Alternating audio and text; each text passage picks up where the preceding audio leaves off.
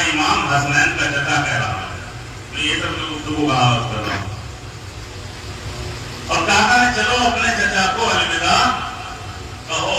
آئے اور آنے کے بعد بس ایک بھی جملہ کہا, اے مرد, حکومت تمہیں اس لیے دلا وطن کر رہی ہے کہ وہ تمہاری انقلابی تقریروں سے خوف زدہ تھے, اور تم نے ان سے سمجھوتا اس لیے نہیں کیا کہ تمہیں اپنے ایمان کو خطرہ محسوس ہو رہا تھا. اے مرد, کامیاب تم ہو تو تم اپنے ایمان کو بچا کے لے جا رہے ہو. اے مرد, کامیاب تم ہو کہ تم اپنے ایمان کو بچا کے لے جا رہے ہو, اس لیے کہ جس کا ایمان بچ گیا اس کا گیا کیا, اور جس کا ایمان چلا گیا اس کے پاس رہا. سلام دے کے محمد و آل محمد صلی اللہ. تو ہمیں یہ دیکھنا ہے کہ انسان کامیابی کے ساتھ زندگی کیسے گزار سکتا ہے. تو گھبرانے کی ضرورت نہیں ہے, یہ قرآن سے پوچھیں. یہ قرآن کو یہ بتا, قرآن تو ہمارے لیے ضابطۂ عمل ہے, قرآن تو ہمارے لیے دستور حیات ہے. قرآن ہمیں زندگی کو آگے بڑھانے کے لیے, درس دینے کے لیے قرآن ہمیں بتائیے کہ ہم کامیابی کے ساتھ زندگی کیسے گزاریں. دیکھیے, میں جو گفتگو کرتا ہوں تو سامنے کی باتیں ہوتی ہیں اور میں ذہنوں کو قریب آ کے گفتگو کرنے کا عادی ہوں. میں جو گھماؤ کے ساتھ گفتگو نہیں کرتا, ادھر سے ادھر نہیں, بالکل سامنے کی بات آپ بتائیے. قرآن سے پوچھیں کہ بتا ایک انسان کامیابی کے ساتھ کیسے زندگی گزار سکتا ہے. تو قرآن نے بڑھ کے آواز دی کہ اگر کوئی انسان کامیابی کے ساتھ زندگی گزارنا چاہتا ہے تو وہ اپنی زندگی میں 4 باتیں شامل کر لے, انسان کامیابی کے ساتھ زندگی گزارے گا. دیکھیے, اپنی طرف سے کوئی جملہ نہیں کر رہا ہوں میں, قرآن کہ وہ اپنی زندگی میں 4 باتیں شامل کر لے, انسان کامیابی کے ساتھ زندگی گزارے گا. تو قرآن نے آواز دی کہ اگر کوئی انسان کامیابی کے ساتھ زندگی گزارنا چاہتا ہے تو اس کو علم حاصل کرنا چاہیے. اس کو علم حاصل کرنا چاہیے. قرآن مجید کی آیت بھی ہے کہ جاننے والے اور نہیں جاننے والے برابر نہیں ہو سکتے. صاحب علم, علم رکھنے والے اور علم رکھنے والے برابر نہیں ہو سکتے. یا یوں کہہ دیا جائے کہ جاہل اور عالم, قرآن کی آیت ہے, اس کا ترجمہ دیکھتے کہ جاننے والے اور نہیں جاننے والے برابر نہیں ہو سکتے. تو اس چیز میں فوقیت کس چیز کو دی ہے؟ بتائیے کس چیز کو فوقیت دی ہے؟ علم کو. اور قرآن کیا کہتا ہے, اگر کوئی انسان کامیابی کے ساتھ زندگی گزارنا چاہتا ہے تو اسے اپنی زندگی میں 4 باتیں شامل کر لینی چاہیے. پہلے کیا کہا؟ علم, کہ انسان علم حاصل کرے. دیکھیے, قرآن مجید آدم کے ہر فرزند کو صاحب علم بننے کی تعلیم دیتا ہے, جاہل و نادان رہنے کی اجازت نہیں دیتا. قرآن کا مقصد یہ ہے کہ ہر انسان زیور علم سے آراستہ ہو. اس لیے کہ آپ توجہ کریں, دنیا کا کوئی بھی فساد ہو, دنیا کی کوئی بھی جھگڑا ہو, وہ جہالت ہی کی کوکھ سے جنم لیتا ہے. اس لیے کہ علم نور ہے, جہل تاریکی ہے, علم زندگی ہے, جہل موت ہے. تو قرآن کا کہتا ہے اگر کوئی انسان کامیابی کے ساتھ زندگی گزارنا چاہتا ہے تو پہلے اسے علم حاصل کرنا چاہیے. اور آپ دیکھیے, حقیقت کی ہے کہ پروردگار عالم نے بھی جسے اپنا نبی بنایا پہلے اسے زیور علم سے آراستہ کیا ہے. اور پروردگار عالم نے جسے بھی نبی بنایا پہلے اسے علم دیا. زیادہ مثال دینے کی ضرورت نہیں ہے, بلکہ سامنے کی ایک مثال جناب عیسیٰ کی ولادت ہوئی, قوم والے کچھ گزرتے ہوئے کس کے پاس آئے؟ جناب مریم کے. اے مریم, یہ کیسے ہو گیا؟ نہ تو تمہارے باپ بولے تو تمہاری بچی کی ولادت کیسے ہو گئی؟ جناب مریم نے گواہی کی اشارہ کر دیا. جناب عیسیٰ نے کیا کہا کہ میں اللہ کا نبی ہوں, مجھے کتاب دے کر بھیجا گیا ہے. اب جناب عیسیٰ چند گھنٹوں کے بعد یہ کہہ رہے ہیں کہ مجھے کتاب دے کر بھیجا گیا ہے, اور جبکہ تاریخی شواہد یہ ہے کہ جناب عیسیٰ کو انجیل اس وقت ملی ہے کہ جب آپ اپنے عمر کے 20-22 سال گزار لیے, اور جناب عیسیٰ کہہ رہے ہیں کہ مجھے نبی بنایا گیا ہے, مجھے کتاب دے کر بھیجا گیا ہے. تو یہاں پر مفسرین جو کہتے ہیں یہاں پر کتاب سے مراد جو ہے وہ کائنات کا علم دے کر بھیجا گیا ہے، وہ کائنات کا علم دے کر بھیجا گیا ہے۔ تو آپ نے ملاحظہ کر لیا کہ پروردگار عالم نے جسے بھی نبی بنایا پہلے اسے زیور علم سے آراستہ کیا۔ تو جب پروردگار عالم کا مقصد یہ تھا کہ جس کو نبی بنائے پہلے اسے علم دے، پہلے اس کی زندگی دولت علم کی دولت سے پر کرے، تو جب اللہ کا مقصد یہ تھا کہ میں نے نبی بنایا پہلے اسے علم دیا، تو ہر نبی نے بھی اپنا جانشین اسے بنایا جو علم کے اعتبار میں سب سے افضل تھا۔ پروردگار عالم نے اسے نبی بنایا، پہلے زیور علم سے رابطہ کیا، اب ہر نبی نے اپنا جانشین اسے بنایا جو علم کے اعتبار سے سب سے افضل تھا۔ جناب آدم کے بہت سے بیٹے ہوئے، جناب آدم نے اپنا جانشین کسے بنایا؟ جناب شیش کو بنایا، اس لیے کہ جناب شیش علم و عمل کے اعتبار سے اپنے بھائیوں سے افضل تھے۔ جناب داؤد کے 18 فرزند، جناب داؤد نے اپنا جانشین کسے بنایا؟ جناب سلیمان کو بنایا، اس لیے کہ جناب سلیمان علم و عمل کے اعتبار سے اپنے بھائیوں سے افضل تھے۔ جناب یعقوب کے 12 فرزند، جناب یعقوب نے اپنا جانشین کسے بنایا؟ جناب یوسف کو بنایا، اس لیے کہ جناب یوسف علم و عمل کے اعتبار سے اپنے بھائیوں سے افضل تھے۔ جناب نوح کے 4 بیٹے طوفان میں غرق ہوا، تو جناب نوح نے اپنا جانشین جناب سام کو بنایا۔ اس کا مطلب یہ ہوا کہ ہر نبی نے اپنا جانشین اسے بنایا جو علم کے اعتبار سے، جو عمل کے اعتبار سے اپنے بھائیوں سے افضل تھا۔ وہ مجھے کہنے دیجئے کہ نبی کا ہر کوئی جانشین نہیں بن سکتا، بلکہ نبی کا جانشین نہ تو علم سے بننا چاہیے، نہ شورا سے بننا چاہیے، نہ عمر کی زیادتی کی بنا پر بننا چاہیے، بلکہ وہی بنے جو علم میں بھی آگے ہو، عمل میں بھی آگے ہو۔ صلوات بھیجیں محمد و آل محمد، صلوات بھیجیں محمد و آل محمد۔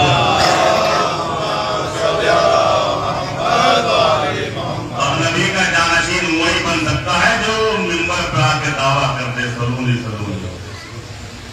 اور اس کا مطلب یہ ہوا کہ قرآن یہ کہہ رہا ہے کہ انسان کامیابی کے ساتھ زندگی گزارنا چاہتا ہے تو پہلے وہی حاصل کرے۔ دوسرے مقام پر قرآن نے فرمایا کہ اگر کوئی انسان کامیابی کے ساتھ زندگی گزارنا چاہ رہا ہے تو اسے چاہیے کہ وہ جہاد کرے۔ اب آپ کہیں گے مولانا اس وقت جہاد تو ہو ہی نہیں رہا ہے، اب آپ کہیں گے کہ اس وقت جہاد تو نہیں، خالی جہاد تلواروں سے نہیں ہوگا، جہاد شمشیر سے نہیں ہوگا، جہاد خالی اسلحے کے ذریعے نہیں ہوتا، جہاد قلم کے بھی ذریعے ہوتا ہے، جہاد زبان کے بھی ذریعے ہوتا ہے، جہاد مال کے ذریعے بھی ہوتا ہے، جہاد اولاد کے ذریعے بھی ہوتا ہے، اور جہاد اپنے نفس کے ذریعے بھی ہوتا ہے۔ کوئی اچھا تحریر لکھنے والا ہے تو اچھی تحریر لکھنے کے بعد جہاد کے قلم کا شرف حاصل کرنا چاہیے۔ کوئی اچھا بولنے والا ہے تو اچھی تقریر کرنے کے بعد اسے جہاد باللسان کا شرف حاصل کرنا چاہیے۔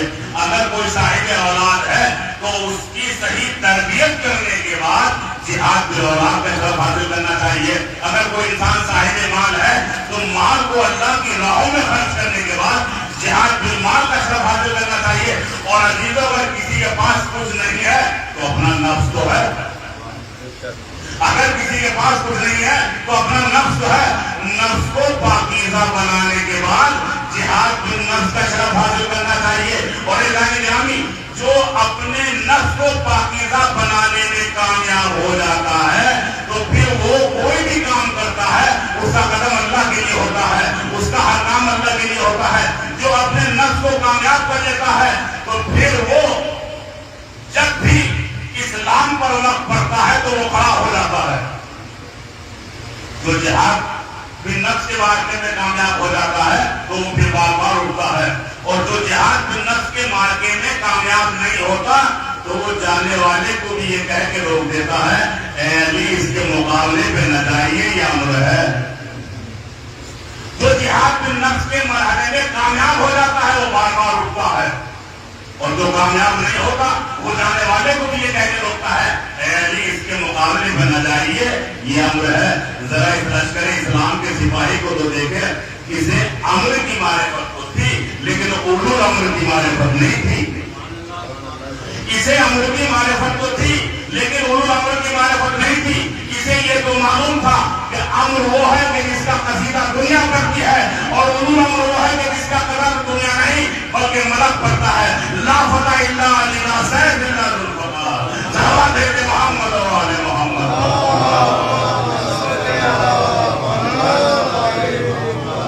تو قرآن نے پہلے مقام پہ علم کو کہا, دوسرے جہاد کو, پھر قرآن نے آگے بڑھ کے آواز دی کہ اگر کوئی انسان کامیابی کے ساتھ زندگی گزارنا چاہتا ہے تو پہلے علم حاصل کرے, پھر جہاد کرے. پھر ارشاد ہوا کہ اگر کوئی انسان کامیابی کے ساتھ زندگی گزارنا چاہتا ہے تو اسے صاحب ایمان بننا پڑے گا. اور جیسا کہ میں نے کچھ علماء نے سر طور پر قرآن میں ٹیچر پڑھی ہوگی یہ کہہ رہے ہیں ان الذین آمنوا وعملوا الصالحات, کہ جو لوگ ایمان لے کے آئے اور اعمال صالح بجا لاتے رہے اولئک هم خیر البریہ, کہ وہی لوگ بہترین مخلوق ہے, وہی بہترین خلائق. پہلے علم حاصل کریں, لیکن علم کے ساتھ ساتھ میں جملہ کہنا چاہتا ہوں کہ علم وہ ہو جو عمل کے ساتھ ہو. علم کون سا؟ عمل کے ساتھ ہو. اس لیے کہ عالم بے عمل اس چراغ کی مانند ہے کہ جو اس کے ہاتھ پہ تو رکھا ہوا ہے دوسرے کو اس سے سہریاب ہو رہے ہیں, وہ کوئی فائدہ ہوتا نہیں اٹھا رہا ہے. اور عالم بعمل ایسا آفتاب ہے کہ خود بھی چمکتا ہے دوسروں کو چمکاتا بھی رہتا ہے. صلوات ہے محمد و آل محمد پر.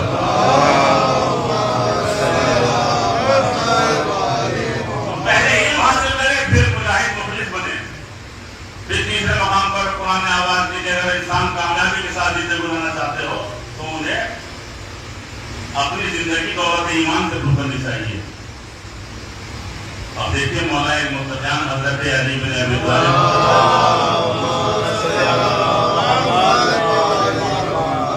ایمان کے درجے بتلائے ہیں. اقرار باللسان, تصدیق بالقلب, ایمان کا اس سے بلند درجہ کہ اللہ نے جن چیزوں کو واجب قرار دیا ہے ان کو انجام دے. ایمان کا اس سے بہترین درجہ اللہ نے جن چیزوں کو حرام قرار دیا ہے ان سے پرہیز کرے. ایمان کا اس سے بلند درجہ اللہ نے جن چیزوں کو مکروہ قرار دیا ہے ان سے بھی اپنے آپ کو بچائے. پھر مولا بتاتے ہیں کہ ایمان کا اس سے بلند درجہ کہ اللہ نے جن چیزوں کو مباح قرار دیا ہے ان سے بھی اپنے آپ کو بچائے, ان سے بھی دور رہے. اور عزیزان گرامی, جو اس نقطے کو پا لیتا ہے پھر اس کا ہر کام اللہ کے لیے ہوتا ہے, اس کا سونا بھی اللہ کے لیے ہوتا ہے, اس کا جاگنا بھی اللہ کے لیے ہوتا ہے, اس کی دوستی بھی اللہ کے لیے ہوتی ہے, اس کی دشمنی بھی اللہ کے لیے ہوتی ہے, اس کا مال بھی اللہ کے لیے ہوتا ہے, اس کی اولاد بھی اللہ کے لیے ہوتی ہے, اور اس کی صبح زندگی اللہ کے گھر سے ہوتی ہے اور شام حیات بھی اللہ کے گھر سے ہوتی ہے. اور ایک ہی آواز آتی ہے خود میں رب الکعبہ, کعبے کے رب کی قسم میں کامیاب جا رہا. صلوات ہے محمد و آل محمد.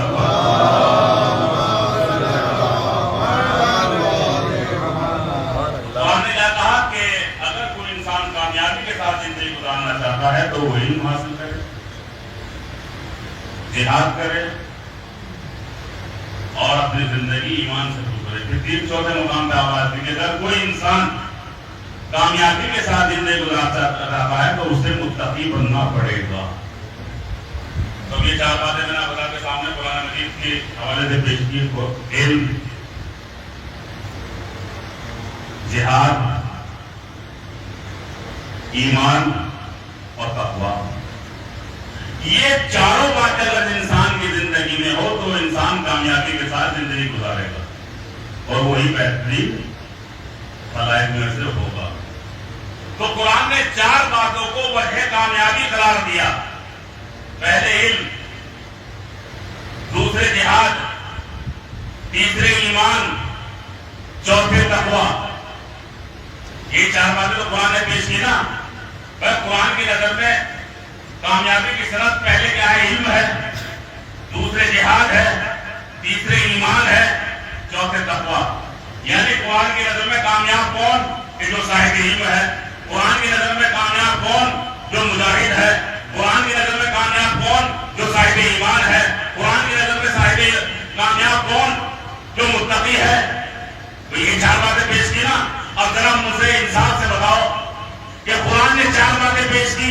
کامیابی کی کہ وہ صاحب علم ہو، مجاہد ہو، صاحب ایمان ہو، صاحب تقویٰ ہو.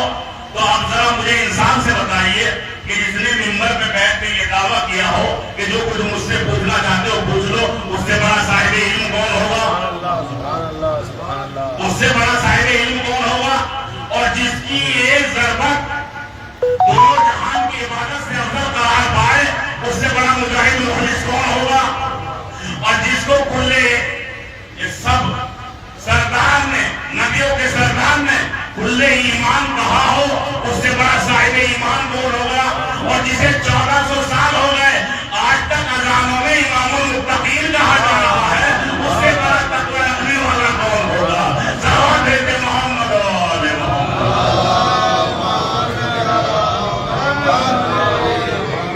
یہ صلوات اور دیتے محمد و آل محمد.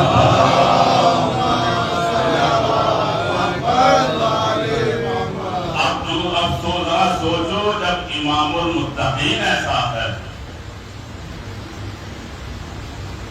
تو ان کے چاہنے والے کیسے ہوں گے؟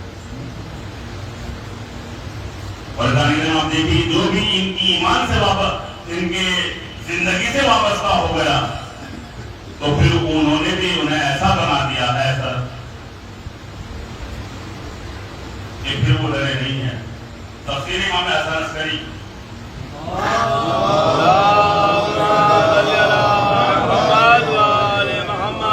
یہودیوں کا ایک گروہ جناب سلمان کے پاس آیا. لیکن جو امام المتقین کی زندگی جو ان سے وابستہ ہو جاتا ہے پھر وہ بھی کتنا بے خوف زندگی گزارتا ہے. جناب سلمان کے پاس یہودیت ایک گروہ آیا اور آنے کے بعد کہا، اے سلمان، تم نے اپنے آباء و اجداد کے دین کو چھوڑ کے کیا حاصل کیا؟ ہم تمہیں غربت کی زندگی گزارتا ہوا دیکھیں. تو جناب سلمان نے ڈرنے کے بعد نہیں بلکہ آنکھوں میں آنکھیں ڈالنے کے بعد یہ جملہ کہا کہ تم مجھے غریب سمجھتے ہو؟ تم مجھے غریب سمجھتے ہو؟ میں اپنے آپ کو سب سے بڑا امیر سمجھتا ہوں. اس لیے کہ جس کی زندگی دولت ایمان سے پر ہو اس سے بڑا امیر کون ہوگا؟ اور جس کی زندگی دولت ایمان سے خالی اس سے بڑا غریب کون ہوگا؟ اور یہ مجھے ان سے وابستہ ہونے کے بعد سب کچھ مل چکا ہے. انہوں نے سنا، سننے کے بعد کہا، اچھا اگر تم اپنے آپ کو خاصان خدا سمجھتے ہو تو ہم اپنے نیزوں سے تم پر حملہ کرتے ہیں تو اپنا بچاؤ کیسے کیجیے گا؟ جناب سلمان نے کہا کہ میں ایسوں کی زندگی سے وابستہ ہوں جنہوں نے یہ کہا تھا کہ تم سمجھتے ہو کہ اصلاح بچاتا ہے، ہم سمجھتے ہیں کہ پروردگار بچاتا ہے. تو ہم حملہ کر رہے ہیں، تم اپنا بچاؤ کرو. اب جیسے ہی جناب سلمان نے انہیں حملہ کرتے ہوئے دیکھا فوراً ہاتھوں کو اٹھایا، پروردگار مجھے تیرے حبیب خاص کا واسطہ. دیکھیں واسطہ کس کا دیا ہے؟ پروردگار مجھے تیرے حبیب خاص کا واسطہ میری عبادت فرما. ابھی دعا ختم نہ ہونے والی تھی کہ جو نیزے پڑ رہے تھے وہ شعلہ اگلتے ہوئے سانپوں میں تبدیل ہوئے. اور سارے مجمع نے دیکھا کہ جو نیزے جناب سلمان کی طرف پڑ رہے تھے انہوں نے یہودیوں کے غرور کو خاک میں گرا دیا. ادھر اذان کے ساتھ بیٹھے ہوئے جناب رسول اسلام نے کہا کہ آج یہ نیزے جناب سلمان کے اس لیے اسی طریقے سے اللہ بن گئے جیسے جناب موسیٰ کے لیے. ایسا نہیں کہ میں جملہ کہنا چاہتا ہوں کہ قلبی ایک ایرانی تھا، قلبی ایک ایرانی تھا کہ جس نے یہودیوں کے غرور کو خاک میں ملایا تھا، اور آج بھی ایک ایرانی ہی ہے جس نے پوری ملت مسلمہ کو یہ آواز دی تھی کہ اے مسلمانوں تمہاری تعداد اتنی ہے کہ اگر ایک ڈول پانی لے کر اسرائیل کے اوپر ڈال دو تو اس کا وجود صفائی ہستی تک ختم ہو جائے. کل بھی ایک ایرانی تھا اور آج بھی ایک ایرانی ہے، لیکن جانے ایرانی کل کے سلمان میں اور آج کے مسلمان میں فرق ہے.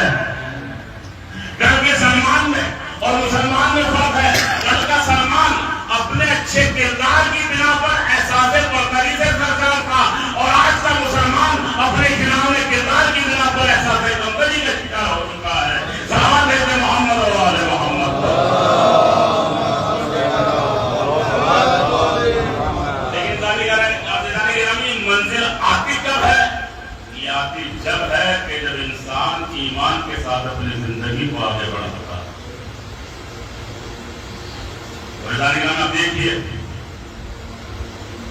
جیسا کہ میں نے پہلے کہا کہ جو بھی ان سے وابستہ ہو جاتا ہے پھر وہ ڈرتا نہیں ہے، پھر وہ اتنا بے خوف ہو جاتا ہے کہ ہاتھوں کی انگلیاں کٹ جاتی ہیں لیکن فضائل مولا بیان ہوتے رہتے ہیں۔ گفے کے بازار میں نوجوان ہے، ہاتھوں کی انگلیاں کٹی ہوئی ہے، خون بہ رہا ہے اور علی کے فضائل بیان کرتا ہوا جا رہا ہے۔ کسی نے پوچھا کہ تیرے ہاتھوں کی انگلیاں کس نے کاٹی ہے؟ تو مجھے گناہوں سے کسی اور نے پاک نہیں کیا ہے بلکہ میرے مولا نے مجھے گناہوں سے پاک کیا۔ یہ میرے ہاتھوں کی انگلیاں میرے مولا علی نے کاٹی ہے۔ کہا ہمیں تمہاری عقل پر افسوس ہے، حیرت ہو رہی ہے؟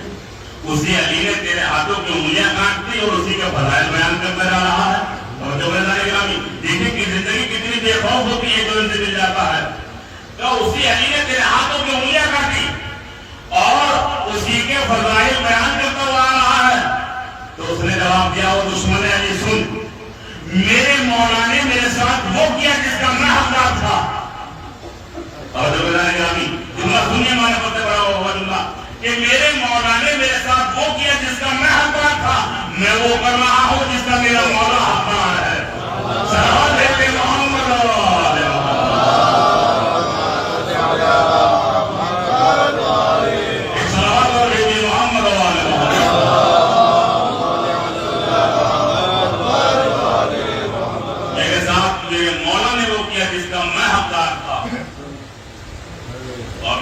کر رہا ہوں جس کا میرا مولا حقدار ہے۔ اسے کہتے ہیں زندگی۔ بھائی گرامی میں آپ دیکھیں کہ ہماری تاریخ وفا پرستی کی تاریخ ہے، ہماری تاریخ جذب و ایثار و محبت کی تاریخ ہے۔ جب مر جانا گوارا کر لیا ہے لیکن دامن اہل بیت چھوڑنا گوارا نہیں کیا۔ آپ دیکھیے حجاج بن یوسف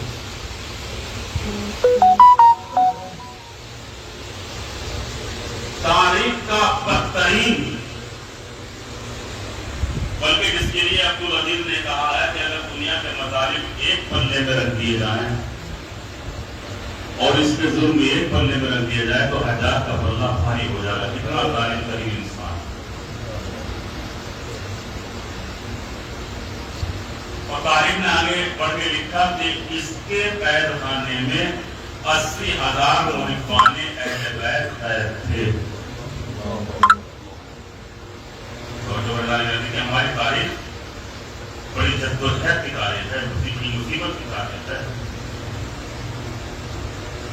اور پھر تاریخ اس کے مظالم کو اور آگے بیان کرتی ہے کہ ان 80,000 میں 50,000 مرد تھے اور 30,000 عورتیں تھیں۔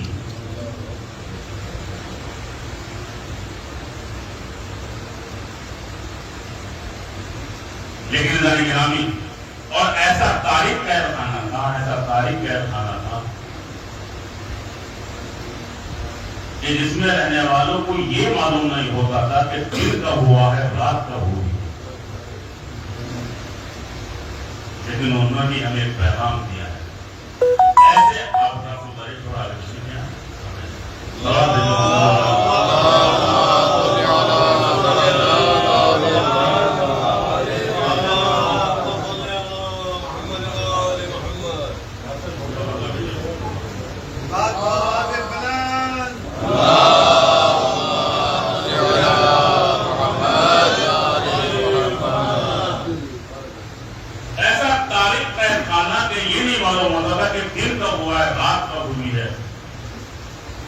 لیکن تاریخ نے آگے بڑھ کے لکھا کہ انہوں نے اپنی نماز کو اس کے اول وقت پر ادا کیا۔ یہ ہمیں پیغام دیا قید خانے سے، جو انہوں نے اپنی نماز کو اول وقت پر ادا کیا ہے۔ آپ سمجھیں گے کہ ایسا تاریخ قید خانہ کہ جن میں یہ نہیں معلوم ہوتا تھا کہ دن کب ہوا ہے، صبح کب ہو رہی ہے، رات کب ہو رہی ہے، اور وہاں کے رہنے والوں نے اپنی نماز کو اس کے اول وقت پر ادا کیا ہے۔ تو تاریخ جواب دیتی ہے کہ ان قیدیوں میں کچھ حافظ قرآن بھی تھے، جو ہمیشہ تلاوت قرآن میں مصروف رہتے تھے اور انہیں یقین ہو جاتا تھا، معلوم ہو جاتا تھا کہ اگر ہم اتنی آیات کی تلاوت تلاوت کر لیں گے تو صبح کی نماز کا وقت ہو جائے گا. اگر ہم اتنی آیات کی تلاوت کر لیں گے تو ظہر کا وقت ہو جائے گا. ہم اتنی آیات کی تلاوت کر لیں گے تو عصر کا وقت ہو جائے گا. ہم اتنی آیات کی تلاوت کر لیں گے تو مغرب کا وقت ہو جائے گا. اتنی آیات کی تلاوت کر لیں گے تو عشاء کا وقت ہو جائے گا. یہ ہے ہماری تاریخ کہ انہوں نے قید خانے میں بھی نماز کو اس کے والے وقت پر ادا کیا ہے. اور آپ دیکھیے جب بات آ گئی جو حدیث سنا کے میں رب کے مسائل دے دوں اس کی اپنی نماز کو اس کے والے وقت پر ادا کرنے کا. نماز پڑھنے کے بہت سے فوائد ہیں. آپ سنتے رہتے ہیں کہ نماز پڑھنے کا اس سے بڑا فائدہ میں سمجھتا نہیں ہوں کہ اگر انسان نمازی ہے تو نہ تو لباس نجس رہ سکتا ہے نہ بدن نجس رہ سکتا ہے. پھر وہ یہ کہتا ہوا نظر نہیں آئے گا کہ میں خانے میں نہیں جاؤں گا کیونکہ میں نے ایک سوال لیجیے محمد اور آل محمد. اگر واقعہ نمازی ہے تو نہ اس کا لباس نجس ہوگا نہ بدن نجس ہوگا. رسول اسلام نے نماز کو اس کے اول وقت پر پڑھنے کا جو فائدہ بتایا ہے کہ اگر کوئی انسان نماز کو اس کے اول وقت پر ادا کرے تو وہ کتنی ہی عمر پالے 70 سال 80 سال 90 سال وہ کبھی بھی اپنا ذہنی توازن خراب نہیں کر سکتا. اور میدان گراں میں آپ نے کیا سنا؟ نماز کو اس کے اول وقت پر ادا کرنے کا فائدہ نبی کریم نے بتایا کہ جو نماز کو اس کے اول وقت پر ادا کرتا ہے وہ کبھی بھی ذہنی توازن کھو نہیں سکتا. دعویٰ ہے تو دلیل کیا ہے؟ دعویٰ ہے تو دلیل کیا ہے؟ آیات اعظام جن کی ہم تقلید کرتے ہیں. آیت اللہ سستانی کی عمر تقریباً آج کتنی ہے؟ یہ زندگی جو زندہ ہے ان کو چھوڑیے. آیت اللہ پوری جب دنیا سے گئے تو ان کے وقت انتقال عمر کا بھی تقریباً 100 سال. امام خمینی دنیا سے گئے 80 سال. آیت اللہ صاحب قربانی علی گئے 90 سال. آیت اللہ کی دنیا سے گئے تو ان کی عمر بھی 100 سال سے زیادہ جن کی ہم تقلید کرتے ہیں. کسی کی 70 سال کسی کی 80 سال کسی کی 90 سال 100 سال 100 سال سے زیادہ. اب آپ مجھے حساب سے بتائیے کہ پوری 1100 سال کی تاریخ اجتہاد میں مجھے کہیں نہیں ملا. آپ کو اگر ملا ہو تو مجھے بتا دو کہ کسی آیت اللہ کے بارے میں یہ بات مشہور کر دی گئی ہو کہ اب ان سے مسئلہ نہ معلوم کرو اس لیے کہ یہ وہ اتنی عمر پا چکے ہیں کہ ان کا ذہنی توازن خراب ہو گیا. بتائیے مجھے کہیں تاریخ میں نہیں ملا پوری 1100 سال کی تاریخ اجتہاد میں. اور آپ یہ دیکھیے کہ قرآن مجید کی 6666 آیتیں اور ان کی وضاحت میں 34,000 حدیثیں ہمارے عالم رب کے ذہن میں رہتی ہیں. اگر سوتے ہوئے جگہ کے دن سے مسئلہ معلوم کرو گے تو ہمارا مسئلہ یہ ہے تو وہ آیات و حدیث کی روشنی میں ہمارے مسئلے کا جواب ہمیں دے دیں گے. لیکن آج تک پوری 1100 سال کی تاریخ اجتہاد میں آپ کو کہیں نہیں ملے گا کہ کسی آیت اللہ کے بارے میں یہ بات کہہ دی گئی ہو کہ اب ان سے مسئلہ نہ معلوم کرو اس لیے کہ یہ اتنی عمر پا چکے ہیں کہ ان کا ذہنی توازن خراب ہو گیا. اب میں آپ کے ذوق کے مطابق جملہ کہنا چاہتا ہوں کہ پوری 1100 سال کی تاریخ اجتہاد میں ہمیں کہیں نہیں ملا کہ کسی آیت اللہ کے بارے میں کہا ہو کہ ذہنی توازن خراب ہو گیا. عزیزان گرامی مجھے کہنے کا حق ہے کہ جس نے خالی اسلام کی حفاظت کی اسلام کے قوانین کے تحت اپنی زندگی کو آگے بڑھایا جس نے دین و شریعت پر عمل کیا جب وہ اپنی ان کے کسی حصے میں ذہنی توازن نہیں ہو سکتا تو اب ہم کیسے مان لیں جو دین و شریعت لے کر آیا ہے وہ 3 دن کے بخار میں اپنا ذہنی توازن خراب کر لیا ہوگا. صلوات ہے محمد و آل محمد.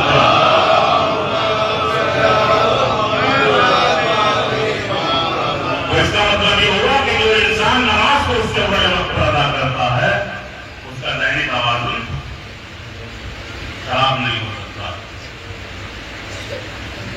تو قید خانے سے ہمیں کیا پیغام دیا کہ مصیبت ہو سختی کا ماحول ہو نماز کو اس کے بڑے وقت پر ادا کرنا چاہیے. تو جیسے میں کہا تھا حجاج ابن یوسف ان 80,000 قیدیوں میں سے حجاج نے سعید ابن زبیر کو بلایا. دیکھیے اپنی تاریخ دیکھیے گا نگرانی.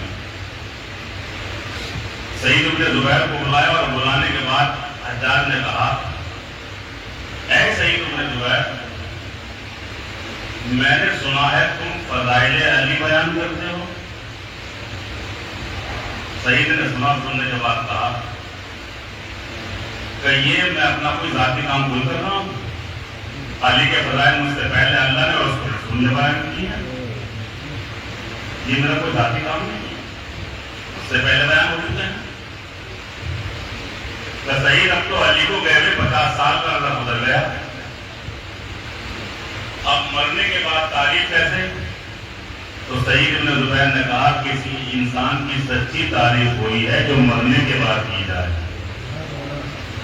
اور کر رہے نامی کسی انسان کی سچی تعریف کوئی کی جائے کہ جو مرنے کے بعد کی جائے, نہ تو اسے مال کا لالچ ہوتا ہے نہ وہ کسی بات کا خوف ہوتا ہے. حجاج نے سننے کے بعد کہا اے سعید ہمارے سامنے علی کو برا کہو. تو سعید ابن زبیر نے کہا کہ کوئی حلال زادہ علی کو برا نہیں کہہ سکتا. کوئی حلال زادہ علی کو برا نہیں کہہ سکتا. علی کو برا کہنا اپنی نسل پر دھبے کو قائم کرنا ہے. اچھا اتنی محبت علی سے, اچھا تم یہ بتاؤ کہ علی کی محبت میں تم میرے ہاتھوں سے کس طرح قتل ہونا پسند کرو گے؟ تو سعید ابن زبیر نے کرنے کے بعد نہیں بلکہ آنکھوں میں آنکھیں ڈالنے کے بعد یہ جملہ کہا جس طرح روزے محشر تو میرے ہاتھوں سے قتل ہونا پسند کرے. حجاج نے کیا کہا تھا کہ تم علی کی محبت میں میرے ہاتھوں سے کس طرح قتل ہونا پسند کرو گے؟ تو سعید نے کہا جس طرح قیامت کے دن تم میرے ہاتھوں سے قتل ہونا پسند کرے. حجاج نے جلاد کو حکم دیا کہ سعید کو قبلے کی طرف کر کے اسے قتل کر دیا جائے. ادھر سعید کو قبلے کی طرف کیا گیا تو سعید نے قرآن مجید کی آیت پڑھی کہ میں نے چہرہ انی وجہ کو میں نے تم اپنے چہرے کو تیری طرف کر لیا ہے.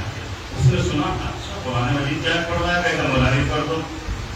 پھر قرآن مجید کی آیت پڑھی کہ تم چاہے جنہیں دیکھو تمہارا پروردگار تمہیں دیکھ رہا ہے. تو اچھا کیسے زمین پہ لکھا کے دفاع کرو.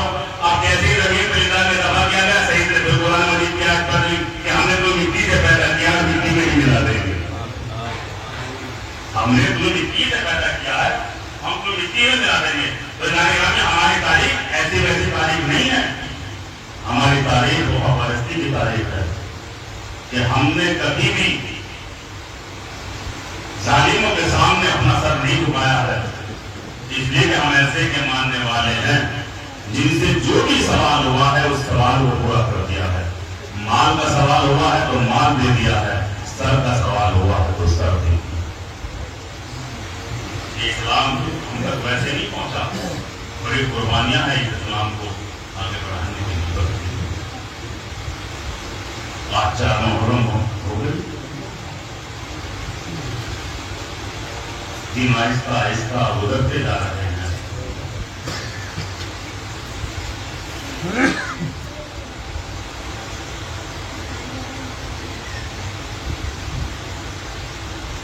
آج جیسے بھی مجھ سے کہا گیا ہے آج ہمیں ان کا ماتم کرنا ہے, ان 2 بچوں کا ماتم کرنا ہے کہ ان لاشوں کو روکنے والا بھی کوئی نہیں.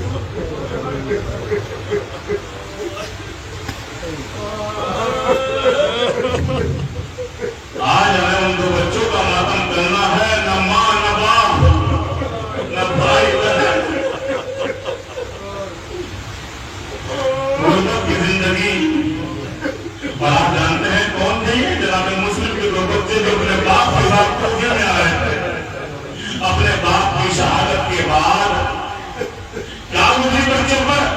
تجربہ انسان سے بتائیے کہ نہ باپ کا سایہ اٹھ چکا ہو, ماں ساتھ نہ ہو تو بچوں کی کیا کیفیت ہوتی ہے. لیکن ہائے مسلم کے بچے کوفے کی گلیوں میں ادھر سے ادھر ہیں. عزیزان گرامی, روایت یہ کہتی ہے یہ بچے قاضی کے یہاں تھے جب ابن زیاد نے اعلان کیا تو ابن زیاد کو اطلاع دی گئی کہ مسلم کے 2 بچے بھی ساتھ آئے تھے، انعام اکرام کا لالچ دیا گیا، قاضی نے بچوں کو اپنے بیٹے کے حوالے میں کرا، قافلہ کوفے کے باہر ٹھہرا ہوا ہے اور وہاں جا کے چھوڑ کر بچے مدینے چلے جائیں گے، بچے بھی راضی ہو گئے، لیکن آئے قیامت کی منزل، آئے مصیبت کہ جب بچے وہاں پہنچے قافلہ روانہ ہو چکا تھا، بچوں کو قافلے کا نشان نظر آنے کے قافلے کے ساتھ پیچھے چھوڑ دیا، لیکن بچے چھوٹے چھوٹے بچے نے کہاں کیا سفر کرتے، قافلہ ان کی نظروں سے اوجھل ہو گیا، پھر گھومتے ہوئے کوفے میں حضرت گرامی روایت کہتے ہیں کہ جب صبح ہوئی تو اپنے آپ کو کوفے کی گلیوں میں پایا، یہاں تک مجھے تفصیل میں نہیں جانا ہے، حضرت گرامی مجھے اس طرح اشارہ کرنا ہے کہ جب یہ 2 چھوٹے چھوٹے بچے ایک چاہنے والی کے گھر میں آ گئے، آپ بچوں کو گھبرانا نہیں، میں تم گھبرانا نہیں، لیکن حضرت گرامی بچوں کو کیا معلوم تھا کہ ہم قاتل کے گھر میں ہی پناہ لے گئے، بچوں کو کیا معلوم تھا کہ ہم قاتل کے گھر میں ہی پناہ لے رہے ہیں، ابھی وقت آ گیا کہ بچے تہخانے میں ہیں، کوئی گھر کا مالک خالص آیا، بیوی نے معلوم کیا کہاں تھے، مجھے معلوم نہیں ہے، ابن زیاد نے 2 بچوں کو پکڑنے کے لیے ایک کثیر رقم کا اعلان کیا ہے، آج میں پورے دن بچوں کو تلاش کرتا رہا، لیکن ہائے میری قسمت مجھے بچے نہ ملے، ابھی کچھ دیر وقفہ گزرا تھا، ابھی کچھ رات گزری تھی کہ ایک بھائی نے خواب میں دیکھا، نانا کو دیکھا، پاپا کو دیکھا، ماں کو دیکھا، روایت ہے کہ 2 بھائی آپس میں لپٹ کے رونے لگے، یہی آواز قاتل کے کان میں پہنچ گئی کہ تہخانے سے بچوں کے رونے کی آواز آ رہی ہے، ابھی نانی گرامی وہ منزل آ گئی کہ حارث نے بچوں کو پکڑا، معلوم کیا تم کون ہو، ہم فرزند مسلم ہیں، ہم مسلم غریب کے بیٹے ہیں، ہمیں تمہیں زندگی بھر دنیا پورے دن تلاش کرتا رہا، لیکن مجھے کیا معلوم تھا کہ میرے گھر میں تم آ کے پناہ لیے ہوئے ہو، ابھی نانی گرامی وہ وقت آ گیا کہ بیوی نے روکا، بیٹے نے روکا، غلام نے روکا، لیکن حارث نہ مانا، بچوں کو نہر فرات پہ لے کے آیا، چاہتا ہے قتل کرے، بڑا کہتا ہے پہلے مجھے قتل کر دے، بھائی کی محبت دیکھ کے، چھوٹا کہتا ہے مجھے قتل کر دے، نانی گرامی حالانکہ پہلے اس سے بچوں نے کہا کہ ہمیں زندہ ابن زیاد کے پاس لے چل، یا تو ہمیں دیکھ دے یا ہمیں مدینے پہنچا دے، ہم قیامت میں اپنے نانا سے تیری شفاعت کا سوال کریں گے، لیکن وہ نہ مانا، لیکن بچوں نے جب سوچ لیا کہ یہ ماننے والا نہیں ہے، تو بچے کہتے ہیں اگر تو ہمیں قتل کرنا چاہتا ہے تو ہمیں اتنا وقت دے دے کہ ہم 2 رکعت نماز ادا کر دیں،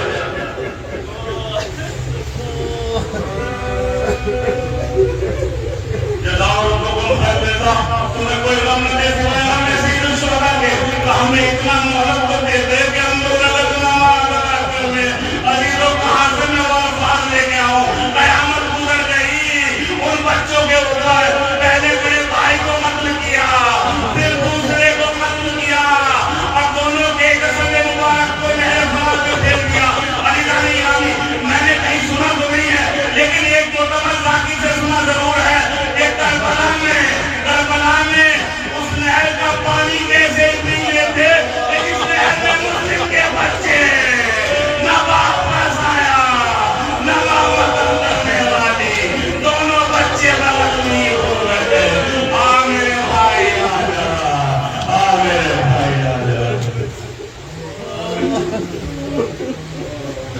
اِنَّا لِلَّهِ وَإِنَّا إِلَيْهِ رَاجِعُونَ،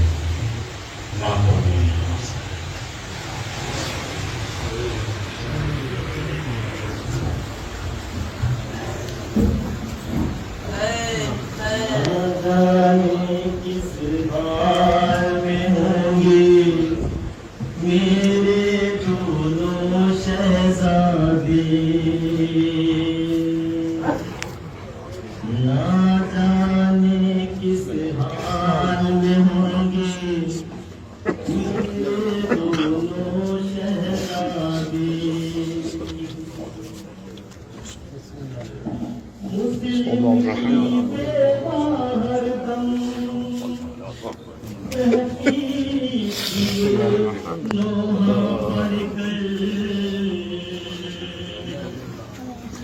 نہ جانے کس حال میں ہوں گے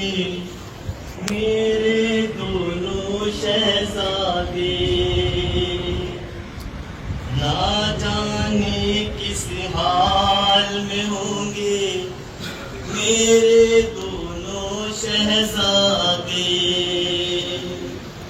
میں بھی نہیں ہوں پاس میں اپنا، باپ کا سایہ ہے سر پر،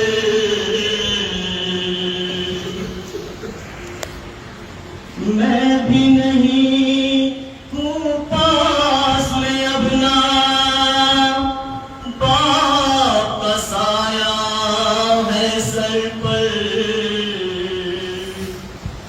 نہ جانے کس حال میں ہوں گے میرے دونوں شہزادے، نہ جانے کس حال میں ہوں گے میرے دونوں شہزادے، نہ جانے کس حال میں ہوں گے میرے دونوں شہزادے، نہ جانے کس حال میں ہوں گے میرے دونوں شہزادے۔ جب سے سنا ہے کوفے کے حالات بہت ہی بدتر ہیں، میری نظروں میں نہ جانے کیسے کیسے منظر ہیں، جب سے سنا ہے کوفے کے حالات بہت ہی بدتر ہیں، میری نظروں میں نہ جانے کیسے کیسے منظر ہیں، ہر دم لگتا ہے وہ بلاتے ہیں مجھ کو اماں کہہ کر، نہ جانے کس حال میں ہوں گے میرے دونوں شہزادے، نہ جانے کس حال میں ہوں گے میرے دونوں شہزادے۔ میرا محمد باپ کے بن ایک پل نہ کہیں رہ پاتا تھا، ابراہیم بھی بابا کے بن چین کہیں نہ پاتا تھا، میرا محمد باپ کے بن ایک پل نہ کہیں رہ پاتا تھا، ابراہیم بھی بابا کے بن چین کہیں نہ پاتا تھا، دونوں قدر سے پچھڑے ہیں کھاتے ہوں گے در در ٹھوکر، نہ جانے کس حال میں ہوں گے میرے دونوں شہزادے، نہ جانے کس حال میں ہوں گے میرے دونوں شہزادے۔ کوفے والوں نے جب سے میرے والی کو مار دیا، آپ رہا ہے میرا کلیجہ اب تو نہ جانے کیا ہوگا، کوفے والوں نے جب سے میرے والی کو مار دیا، آپ رہا ہے میرا کلیجہ اب تو نہ جانے کیا ہوگا، کون میرے دل کے ٹکڑوں کو آئے گا اب کر لے کر، نہ جانے کس حال میں ہوں گے میرے دونوں شہزادے، نہ جانے کس حال میں ہوں گے میرے دونوں شہزادے۔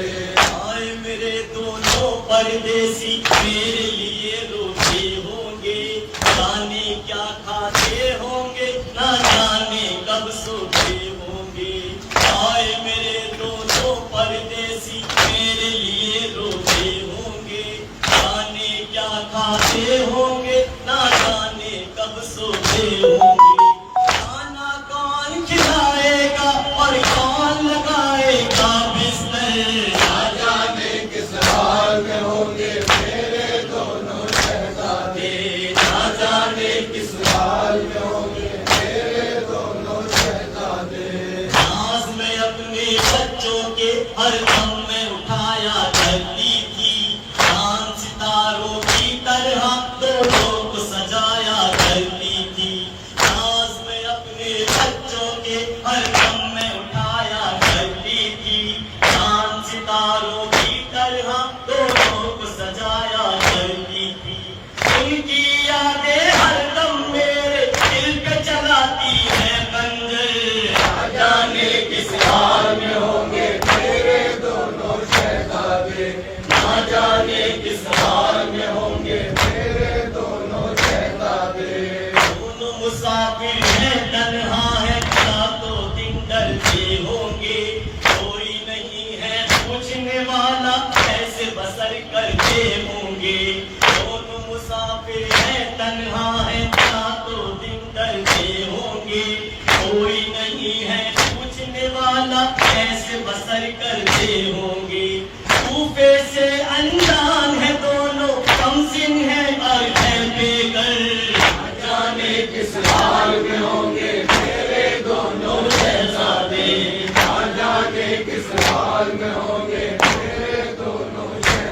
میرے خواب میں اکثر دونوں خون میں ڈوبے آتے ہیں، اما ہم مشکل میں ہیں یہ کہہ کر اشک بہاتے ہیں۔ میرے خواب میں اکثر دونوں خون میں ڈوبے آتے ہیں، اما ہم مشکل میں ہیں یہ کہہ کر اشک بہاتے ہیں۔ دونوں کہتے ہیں اب ہم لوٹیں گے کبھی نہ اے مادر، نہ جانے کس حال میں ہوں گے میرے دونوں شہزادے، نہ جانے کس حال میں ہوں گے میرے دونوں شہزادے۔ باعث اس مادر کا دل کیوں ٹکڑوں میں نہ بٹ جائے، اس کے شہزادوں کا سر بے جرم و خطائی کٹ جائے۔ باعث اس مادر کا دل کیوں ٹکڑوں میں نہ بٹ جائے، اس کے شہزادوں کا سر بے جرم و خطائی